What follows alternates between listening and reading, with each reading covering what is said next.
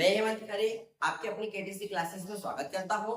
आज हमें पढ़ना है क्लास 9 का चैप्टर नंबर 5। चैप्टर का नाम है यूक्लिड की ज्यामिति का परिचय और ये चैप्टर 5th नंबर का चैप्टर है क्लास 9 का और 5 से 6 क्वेश्चन चैप्टर में ओनली है। ज्यादा टाइम नहीं लगेगा, आधे घंटे में लगभग ये चैप्टर कंप्लीट हो जाएगा।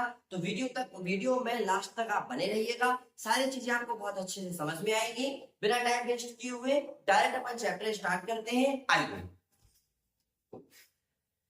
पहला क्वेश्चन, निम्नलिखित कथनों में से ट्रू एंड फॉल्स बताना है। समझिएगा, ट्रू एंड फॉल्स बताना है, डिसीजन देना है कि एक ही बिंदु से केवल एक ही रेखा खींची जा सकती है। Only one line can be draw, only one line can be draw through a point. एक पॉइंट से, देखिए कहता है कि किसी एक बिंदु से, किसी एक पॉइंट से केवल एक ही रेखा खींची जा सकती है। आप बताइए, क्या केवल एक ही रेखा खींची जा सकती है? देखिए, एक ये खींच दी, एक ये खींच दी, एक ये खींच दी, ये खींच दी। कितने खींची जा सकती है? अनंत रेखाएं, असंख्य रेखाएं खींची जा सकती है, बहुत सारी लाइनें खींची जा सकती है। तो आपका पहले क्वेश्चन का आंसर क्या होता है? फॉल्स।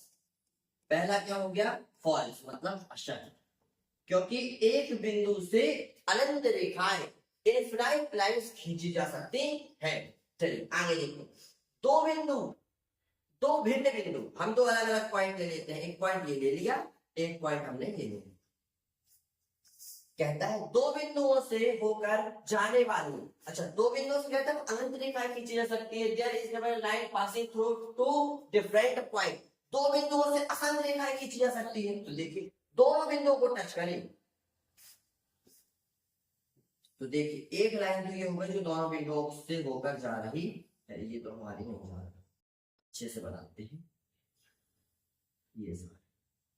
अब ऐसी कोई भी लाइन नहीं है जो, यदि मान लीजिए मैंने यहां से खींची तो फिर ये पॉइंट छूट जाएगा, मैंने यहां से खींचा तो ये पॉइंट छूट जाएगा, मैंने सीधा लेके आया तो ये पॉइंट छूट जाएगा।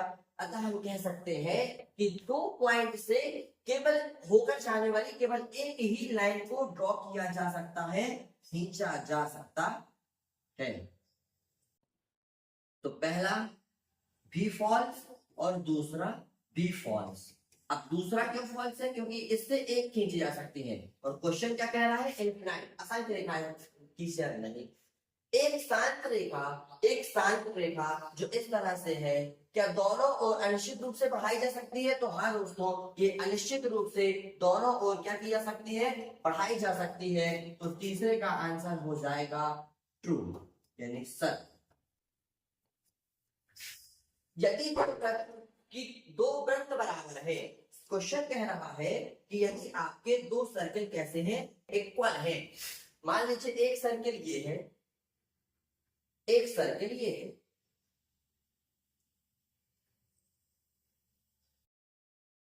दोनों सर्कल कैसे हैं? इक्वल है।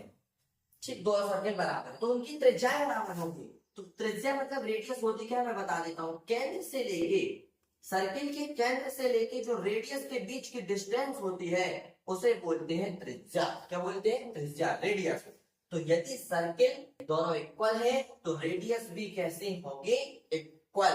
तो आपका 4 नंबर भी हो गया ट्रू। अब 5th देखते हैं। 5th नंबर कहता है, इस एक्टिविटी को देखिए, ए बी बराबर है पी क्यू के। फिर कहता है पी क्यू बराबर है एक्स वाई के। तो कहता है क्या ये दोनों बराबर होंगी? बिल्कुल। देखिए मैं आपको एग्जांपल देता हूं। मान लीजिए ये दो, एक मिनट, मान लेते हैं हम कि ये 2 मीटर की है और ये लाइन किसके बराबर है? पी क्यू के। तो ये भी 2 मीटर की होगी। बोलिए हाँ। मान लीजिए ये भी आगे बढ़ते हैं। पी क्यू बराबर है एक्स वाई की। पी क्यू यदि 2 मीटर की है और इसके बराबर है हमारी एक्स वाई, तो ये 2 मीटर की है तो ये भी 2 मीटर की होगी। तीनों कितनी हो गई? 2-2 मीटर। मतलब तीनों लाइंस कैसी हो गई? इक्वल हो गई। तो किसी को भी किसी के बराबर लिया जा सकता है, मतलब ए भी बराबर हो जाएगा एक्स वाई के। तो ये भी आपका हो गया ट्रू। हमने आपको सारे का रीजन भी दे दिया, ट्रू फॉल्स भी बता दिए। आपको रटना नहीं है, चीजों को समझ लेना है। Next question, definition. ये डेफिनेशन एग्जाम में जरूर आएंगे, ध्यान से पढ़िएगा। समांतर रेखाएं मतलब पैरेलल लाइन। ये देखिए डायग्राम में बनी है पैरेलल लाइन। ये रेखाएं मतलब वे दो रेखाएं समांतर लाइन कहलाती है जो एक दूसरे से कहीं नहीं मिलती, मतलब एक दूसरे को कहीं पर भी इंटरसेक्ट मतलब प्रतिच्छेद नहीं करती, और उनके बीच की दूरी और उनके जो बीच की डिस्टेंस है, ये जो डिस्टेंस है ये ऑलवेज कैसी होगी, इक्वल होगी। मतलब हमेशा बीच की लाइन कैसी होगी, बीच की दूरी सदैव समान होती है। बीच की लाइन सदैव कैसी होगी, बीच की लाइन हमेशा समान होती है, याद रखिएगा, समान मतलब इक्वल होती है। Those two lines are called parallel which never meet each other, कहीं नहीं मिलती, and the distance between them always remain the same, हमेशा समान होती है इनके बीच की डिस्टेंस। चलिए नेक्स्ट, लंब रेखाएं परपेंडिकुलर लाइन जिसे बोलते हैं। तो दो रेखाएं एक दूसरे पर जब इस तरह से खड़ी होती हैं और उनके बीच का जो कोण होता है वो समकोण मतलब राइट एंगल मतलब 90 डिग्री का होता है, तो ऐसी रेखाएं परपेंडिकुलर लाइन मतलब लंब रेखाएं कहलाती है। इफ यदि two lines stand on each other, एक दूसरे पर खड़ी हो, in each a way that there angle between them is a right angle, और एंगल कैसा बन रहा हो, राइट मतलब 90 डिग्री का एंगल बन रहा हो, The such line is called perpendicular line। तो ये कौन सी लाइन कहलाती है, परपेंडिकुलर लाइन कहलाती है। नेक्स्ट, रेखा। तो जिस रेखा के दो अंत बिंदु होते हैं, एंड पॉइंट होते हैं, उसे हम रेखाखंड कहते हैं। A line which has two end point and is called line segment। वृत्त की त्रिज्या, अभी मैंने आपको बताया था, वृत्त के केंद्र मतलब ये हो गया वृत्त का केंद्र, और वृत्त के केंद्र परिधि, केंद्र मतलब सेंटर, परिधि वृत्त की परिधि, परिधि मतलब सरकमफेरेंस के बीच की दूरी, केंद्र से इस सरकमफेरेंस के किसी भी पॉइंट पर आप आ जाओ, मतलब ये मैंने सर्किल बना लिया, इसमें ये केंद्र यहाँ आ जाओ तो ये त्रिज्या, इधर आ जाओ तो ये रेडियस, इधर आ जाओ तो ये रेडियस, कहीं पे भी आप चले जाओ, केंद्र से परिधि में किसी भी बिंदु को आप टच कर दें तो इनके बीच की जो दूरी होती है वो त्रिज्या कहलाती है। मतलब वृत्त के केंद्र और परिधि के बीच की दूरी को त्रिज्या कहते हैं। इसे स्मॉल आर से प्रदर्शित करते हैं, आप लिख सकते हैं इसे आर, स्मॉल या कैपिटल दोनों भी लिख देते हैं, तो स्मॉल आर से प्रदर्शित कैपिटल से कर देते हैं, प्रदर्शित करते हैं। देखिए, the distance between its center and circumference of the circle is called radius। तो circumference, ये जो वाइड वाइड आपको दिख रहा है ये circumference कहलाता है, ये क्या कहलाती है, परिधि। तो वृत्त की परिधि, याद रखना एक फॉर्मूला हमेशा काम आएगा, वृत्त की परिधि होती है, वृत्त की परिधि का सूत्र होता है 2 पाई, ना किसी से दोस्ती ना किसी से प्यार, वृत्त की परिधि 2 पाई आर। बाकी सारे फॉर्मूले आपको ऐसे ही याद कराऊंगा, कुछ साइनियां बना के बिल्कुल परेशान मत होना। वह बंद आकृति, वृत्त बता रहा हूँ, सॉरी वर्ग बता रहा हूँ, तो वह बंद आकृति जिसकी सभी भुजाएं बराबर होती है और जिसकी सभी भुजाएं बराबर होती है और प्रत्येक कोण 90 डिग्री, प्रत्येक कोण 90 डिग्री का होता है। प्रत्येक कोण कितने का होता है, 90 डिग्री का होता है, प्रत्येक कोण 90 डिग्री का होता है। And each angle is a 90 degree, तो are close figure is whose the right side are equal, सभी साइड इक्वल होंगी और सभी कितने डिग्री का एंगल बनाएंगे, 90 डिग्री का एंगल बनाएंगे, तो वो कौन सी आकृति कहलाती है, वर्ग कहलाता है। तीसरा क्वेश्चन बिल्कुल इंपॉर्टेंट नहीं है, अभी भावनाएं लिखनी है, कभी एग्जाम में नहीं आएगा। चलिए नेक्स्ट क्वेश्चन देखते हैं, इंपॉर्टेंट है। यदि दो बिंदुओं ए और बीच के बीच एक ऐसा बिंदु, ए और बीच के बीच ऐसा बिंदु लेना है, ये लेने को मैं डायग्राम बना लिया कि एक लाइन ले ली ए, जिसका एक पॉइंट हमने ले लिया ए, एक पॉइंट हमने ले लिया इसका, एक सेकेंड दोस्तों,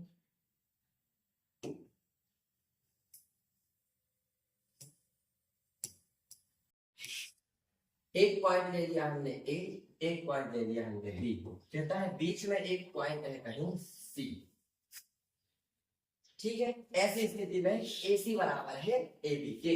ये आपको गिवन है, इस डायग्राम में आपको क्या गिवन है कि AC इज इक्वल BC, ये हमें गिवन है।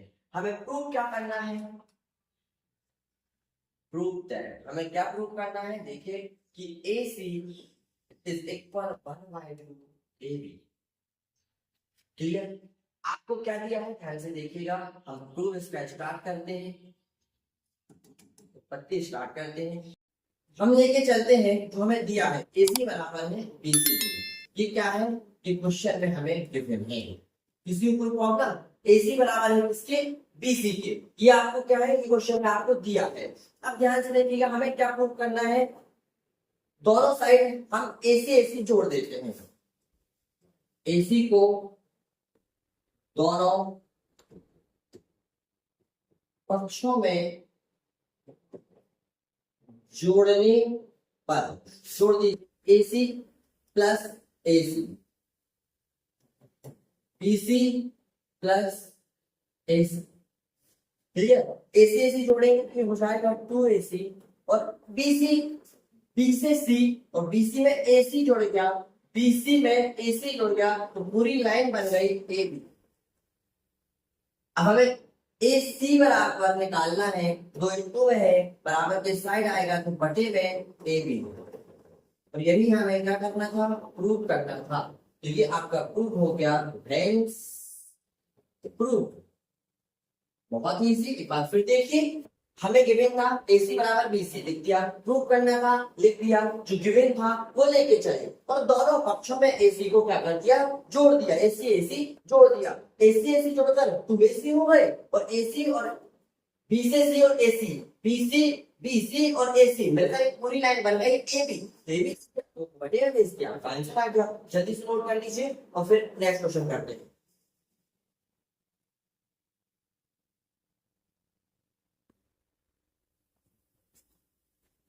चले प्रश्न क्रमांक 4 में, रेखाखंड AB के मध्य बिंदु कहलाता है, सिद्ध कीजिए कि रेखाखंड का एक और केवल एक मध्य बिंदु होगा। चलिए क्या कह रहा है कि एक रेखाखंड ले लीजिए, इसमें एक पॉइंट A ले लीजिए, एक पॉइंट हमने B ले लिया, एक पॉइंट हमने C ले लिया, यही पास में एक पॉइंट हमने D ले लिया। हमें बताना है कि जो C है वो D ही है, तो हमारा क्वेश्चन सही हो जाएगा कि केवल एक ही मध्य बिंदु होता है। तो हमने माना कि इस रेखाखंड के 2 मध्य बिंदु, हमने क्या लिखा, लिखेंगे माना रेखाखंड AB के 2 मध्य बिंदु C व D है। यदि इसके मध्य बिंदु है तो ये आपस में क्या होंगे, बराबर होंगे। मतलब हम कह सकते हैं कि यदि C मध्य बिंदु है, यदि आपका C मध्य बिंदु होगा, यदि C मध्य बिंदु होगा तो A से C की दूरी और B से C की दूरी बराबर होगी, तो हम लिखेंगे AC बराबर होगा BC के, इक्वेशन दे देंगे। यदि D मध्य बिंदु होगा, मतलब D मध्य बिंदु है, हमने लिखा कि यदि D मध्य बिंदु है तो अब A से D की दूरी और B से D की दूरी बराबर होगी, क्योंकि मध्य बिंदु है और मध्य बिंदु के बीच की दूरी बराबर होती है, तो AD बराबर होगा BD के। इसको हमने दे दिया इक्वेशन 2।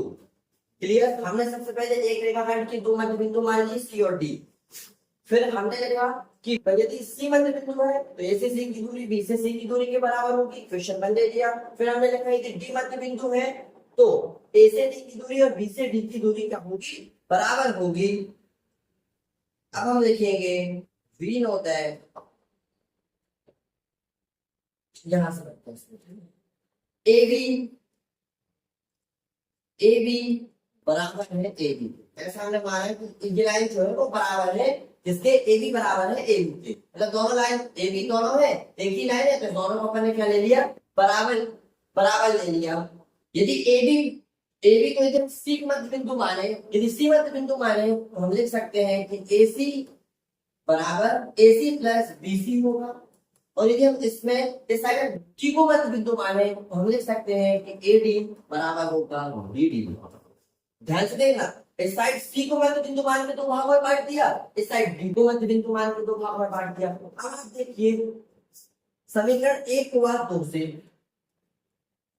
समीकरण एक हुआ दो से एसी व एडी के मान रखने पर, एडी के मान रखने पर तो ए सी बीसी, बीसी बीसी किसके बराबर है, एसी के, तो एसी लिख देंगे, एडी बीडी किसके बराबर है, यहाँ एडी के, एडी लिख देंगे।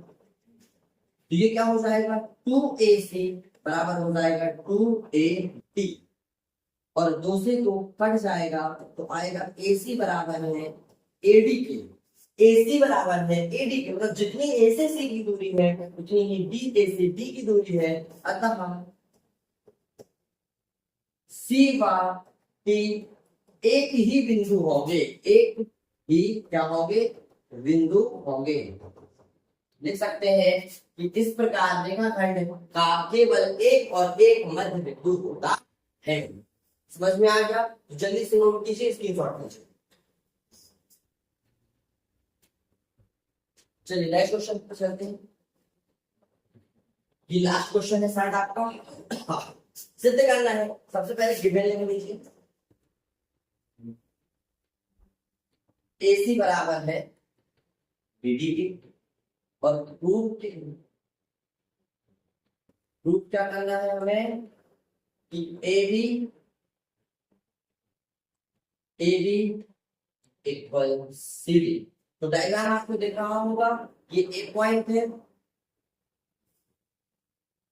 ये A पॉइंट है, ये B पॉइंट है, ये C पॉइंट है और D है।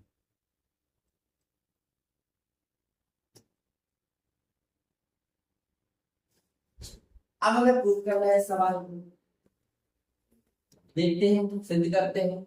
सबसे पहले हम लेके चलेंगे ए, जो हमें दिया है, क्या दिया है, AC बराबर है BD, A से C की दूरी बराबर है B से D की दूरी के। तो हम A से C पर ध्यान दें तो इसको दो भागों में बांटे तो क्या लिख सकते हैं, A से B की दूरी प्लस B से C की दूरी।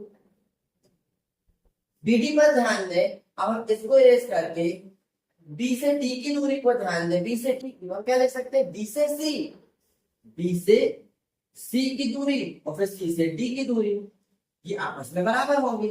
AC को लिख दिया AB से B और B से C और BD को लिख दिया B से C प्लस C से D।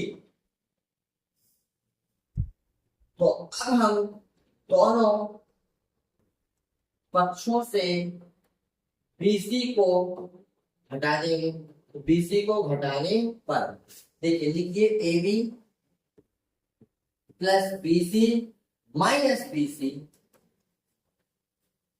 फिर लिखा है BC plus CD minus BC। अब आप देख पा रहे होंगे, यदि आपको दिख रहा है तो आप देखिए, ये BC प्लस के BC माइनस के कट गए, ये BC प्लस के BC माइनस के कट गए। तो अब जो बचा उसको हम लिख देंगे। देखिए क्या बचा यहाँ पर, AB बराबर यहाँ से बचा CD और आप देख पा रहे होंगे, यदि आपको शायद प्रूव करना था AB बराबर CD, हेंस प्रूफ। एक बार देखिएगा, फिर गिवन था वो मैंने लिख दिया, गिवन क्या था, AC बराबर BD, जो प्रूव करना था वो लिख दिया, जो दिया था वो लेके चले। AC पर हमने फोकस किया कि AC कितने भागों में बांटी जा सकती है, तो दो भागों में, A से B और B से C, A से B और B से C। BD को भी दो भागों में बांटा जा सकता है, B से C और C से D, B से C और C से D। दोनों पक्षों में हमने देखा कि BC एक्स्ट्रा है, तो BC को हमने दोनों पक्षों से हटा दिया, BC घटा दिया, BC कट गए, AB बराबर CD आ गया। इस तरह आपका क्वेश्चन कंप्लीट होता है। नेक्स्ट क्वेश्चन फिर एक अभी रहित है, अवधारणा है, इसे ये भी एग्जाम में कभी नहीं आती। इस तरह पूरा 5 चैप्टर आपका कंप्लीट होता है। मिलते हैं नेक्स्ट वीडियो में। राधे राधे।